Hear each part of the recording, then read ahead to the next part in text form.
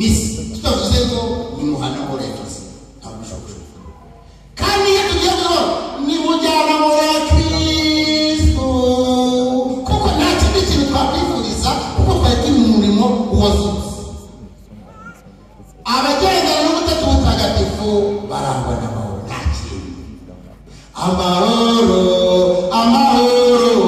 amahoro ni neza bavandimwe tuyakone tweshemere komwe bamigabe makobe kwibutsa kozeteka mamewese amahoro kozeteka kuwitagiye amahoro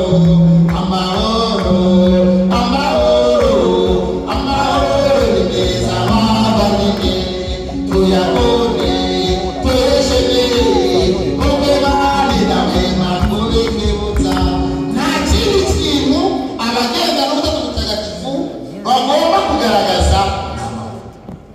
Niba ubuza mugenzi wawe amahoro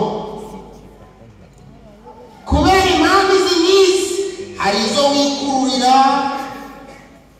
hari izo ukururirwa,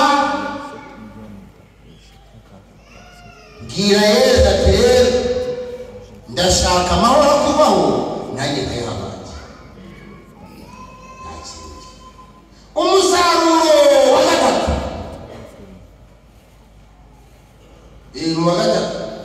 mu rukundo. Abagendana n'ubutatu butagatifu bagomba kuba bakundana kandi bakize nta kwishishanya. Urukundo ruranga abapesona batatu niko bagombye kuranga abagendana nabo. Urwo rukundo rero ngo ni rwiza cyane. Niyo mpamvu ngo twebwe abantu twagiriye ubuntu bwo kuba n'umwuzuro w'amasezerano y'Imana, ubutatu butagatifu bukatuzamo tukaba tugendana nabo, tugomba kurangwa n'urukundo.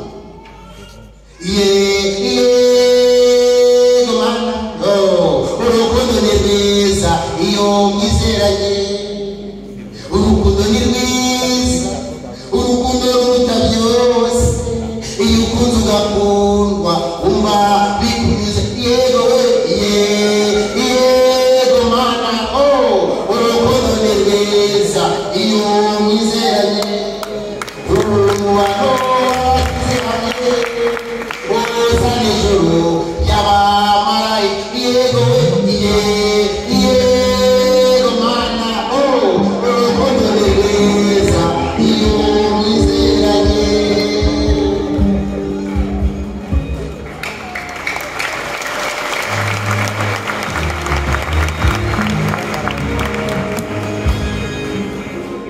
Abahawe amasezerano y'umwuzuro rero w'ubutatu butagatifu kuri Pentekoste nta kindi kibaranga n'urukundo rutuma mwizerana.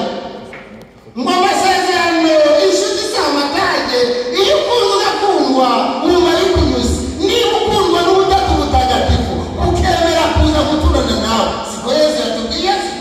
Muvandimwe yanditswe na Yohana yagize ati rero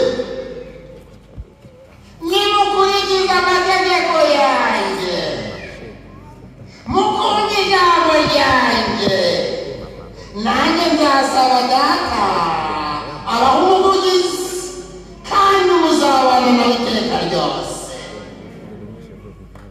Ngo unkunda amenya ijambo ryanjye, ngo niyo mpamvu jyewe na Data na Roho Mutagatifu tuzaza tukabana nawe.